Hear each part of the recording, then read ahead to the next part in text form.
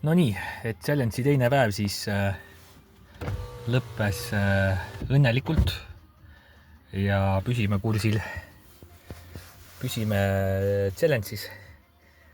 Püsime siis sellisel kursil, et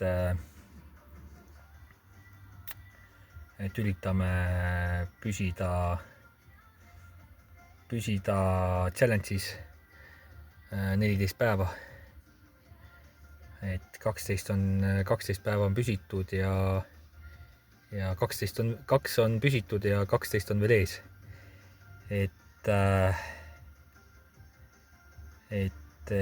Ja siis proovime siis 360 kätte saada. See sõltub sõltub minust, aga oleneb selle portaaliga, kuidas on, sest Kossus oli see portaal, pani mõned piirangud peale. Et ei saanudki seal panustada rohkem, kui seal mingid summad olid, jah, ma ei saanudki panustada vist rohkem kui mingi 7 eurot või midagi mingil ajal. Et see on ka nagu huvitav, et mingil ajal jälle sain. Et eks see sõltub sellest ka, kui palju neid panustajaid on. Et sellest ka kindlasti sõltub. Et nüüd siis tuleb siis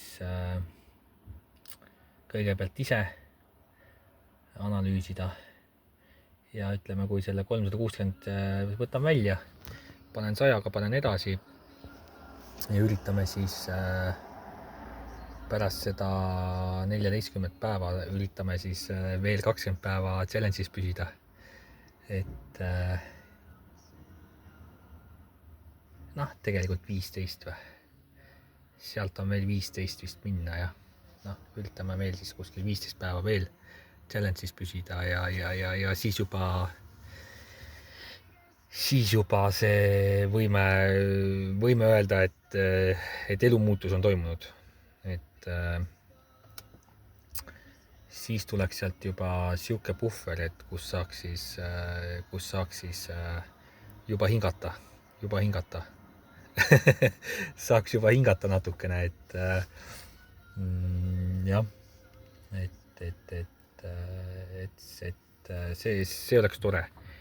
Aga selle nimel tuleb pingutada, tuleb analüüsida,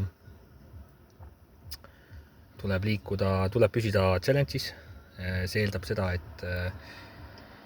et me valime kindlad asjad, kindlat midagi muidugi ei ole spordis, aga proovime valida sellised kindlad, sellised, kus on kõige risk minimeeritud. Ja läheme siis edasi siis, ega siin ühte õiget vastust ei ole, et muidugi jätkame, et valida siuke ebavõrdne vastasseis kõigepealt ja eeldada, et see mängija on ikkagi konditsioonis ja suudab ikkagi sellest outsiderist nii palju üle olla, et suudab siis vähemalt 2 game'i kätte saada. Et üritame seda nagu eeldada selle alusel, et kuidas ta on mänginud, kuidas nad omavahel on mänginud, kuidas stiilid võiks sobida, kuidas ta nüüd viimati on mänginud just ja siis valida välja see. Et jätkame.